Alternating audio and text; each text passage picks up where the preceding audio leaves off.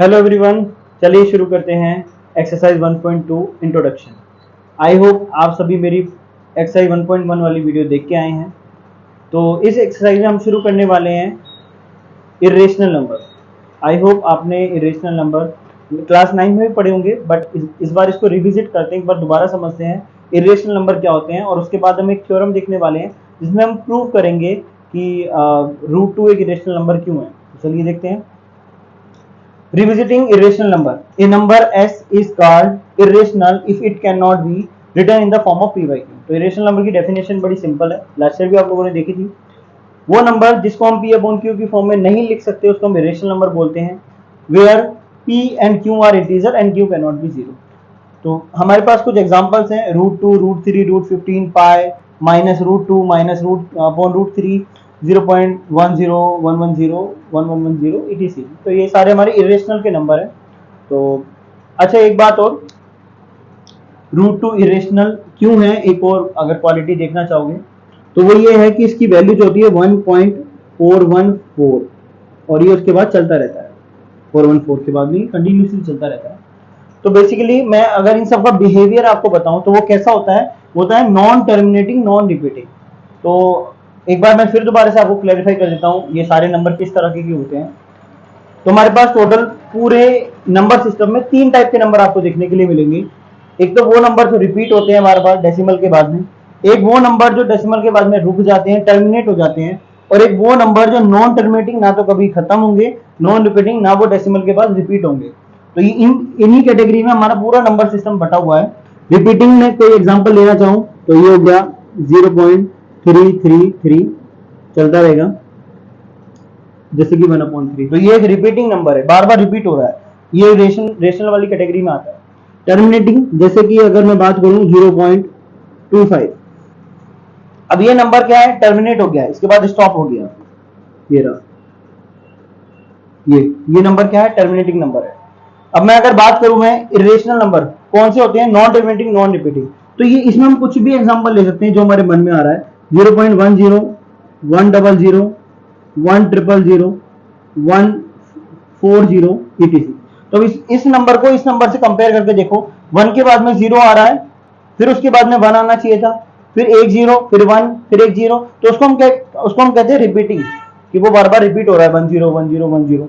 But यहाँ पे हम देख रहे हैं कि ना तो वो रिपीट हो रहा है ना वो स्टॉप हो रहा है, तो वो इस वाली कैटेगरी में नहीं आ रहा, वो इरेशनल वाली कैटेगरी में आ रहा है। तो आई होप आपको इरेशनल वाला टॉपिक क्लियर हो गया होगा। अब इसके बाद हम देखने वाले हैं थ्योरम 1.2। चलिए देखते हैं हम थ्योरम 1.3। मैंने थ्योरम 1.2 इसलिए यहाँ पे नहीं कर रहा हूँ क्योंकि थ्योरम 1.2 हमारे एग्जामिनेशन पॉइंट ऑफ व्यू से नहीं है, एग्जाम वगैरह में पूछी नहीं जाती है, तो इसलिए मैं उसको छोड़ रहा हूँ। लेकिन थ्योरम 1.2 हम इसमें यूज करने वाले हैं, तो उसका स्टेटमेंट एक बार हम पढ़ेंगे और देखेंगे। चलिए शुरू करते हैं theorem 1.3। This is very very important, very very important. ये आपको अपने बोर्ड एग्जाम में 100% देखने को मिलेगी, चाहे आपके बोर्ड एग्जाम में आ जाए, हाफ ईयरली में आ जाए, एनुअल में आ जाए। तो इस थ्योरम को आप बड़े ध्यान से समझेंगे और इस थ्योरम का यूज करेंगे एक्सरसाइज 1.2 में। थ्योरम क्या है, √2 इज इरेशनल। तो हमने लास्ट वीडियो में देखा था कि √2 इरेशनल नंबर है, but it is a time to prove that √2 is a irrational number. Proof क्या है, इसको हम कॉन्ट्रडिक्शन मेथड से करने वाले हैं। Let us assume that √2 is rational. तो हम इसको मानेंगे थोड़ी देर के लिए कि √2 एक रेशनल नंबर है, और उसमें कुछ प्रॉब्लम आ जाएगी तो उसके बाद हम प्रूव कर लेंगे कि √2 एक इरेशनल नंबर है।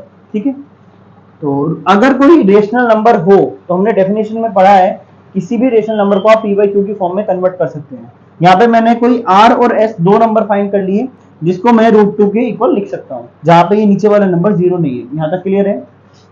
Suppose that r and s have common factor. Suppose कर लो r और s के पास में कोई कॉमन फैक्टर है, कोई एक ऐसा नंबर है जो दोनों को डिवाइड कर रहा है अदर देन 1 के अलावा, then we divide by the common factor to get √2 equal to a by b। तो हम ऐसी पॉसिबिलिटी मान लेते हैं कि चलो r और s के पास में कोई एक ऐसा नंबर है जो दोनों को डिवाइड करता है, हमने उसको भी एलिमिनेट कर दिया, उसको भी काट दिया, और अब इसको दोबारा कन्वर्ट कर दिया a by b की फॉर्म में। ठीक है, यानी कि a by b अब एक ऐसे नंबर हैं जिनके पास में कोई फैक्टर नहीं है, तो वो दोनों क्या है, कोप्राइम नंबर हो गए। क्लियर। तो अगर मैं b की मल्टीप्लाई यहां कर दूं तो ये हो जाएगा b √2 is equal to a। अब दोनों तरफ स्क्वायर करने पर तो ये हो जाएगा रूट 2 का स्क्वायर होता है 2, बी का स्क्वायर होता है बी स्क्वायर, ए का स्क्वायर होता है ए स्क्वायर। अब हम लास्ट थ्योरम का यूज करेंगे, थ्योरम 1.2 का। थ्योरम 1.2 में क्या बताया गया है कि अगर कोई नंबर, जैसे कि ये 2 है, ए स्क्वायर को डिवाइड कर रहा है, क्योंकि 2 को मैं ए स्क्वायर के बटे ले जाऊंगा नीचे, तो ये 2 से ए स्क्वायर किसी ना किसी नंबर में कट जाएगा, ठीक है। तो देयरफॉर 2 डिवाइड्स ए स्क्वायर, अगर 2 ए स्क्वायर को डिवाइड करता है तो 2 ए को भी डिवाइड करेगा, ये हमने लास्ट थ्योरम में स्टेटमेंट में देखा था, ठीक है। तो देन 2 आल्सो डिवाइड ए। तो अगर 2 ए को डिवाइड करता है, जैसे मान के चलो 2 6 को डिवाइड करता है, तो 2 इंटू 3 इज इक्वल टू 6। मैंने लिखा 2 divides 6, then 2 multiply 3 is equal to 6। तो आप इससे समझ सकते हो कि अगर कोई नंबर किसी नंबर को डिवाइड करता है तो उस नंबर में किसी दूसरे नंबर की मल्टीप्लाई करने पे वो नंबर मिल जाएगा। ऐसे ही अगर 2 ए को डिवाइड करता है तो 2 में सी की मल्टीप्लाई करने पे ए मिल जाएगा, ठीक है। यहां तक समझ में आया।